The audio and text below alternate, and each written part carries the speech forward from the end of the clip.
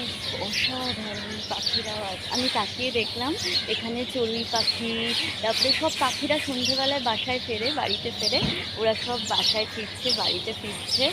আর আমি একটু আগে এবার নিম পাতা পাড়লাম, জানো, এই দেখো নিম পাতা। এখানেও দেখছি নিম পাতা।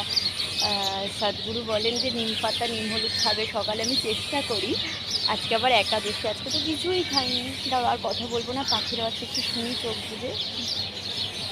কি সুন্দর লাগছে শুনতে।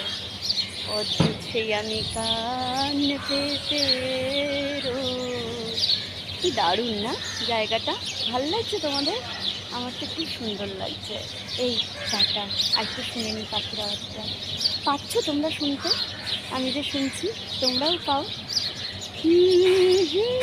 আমার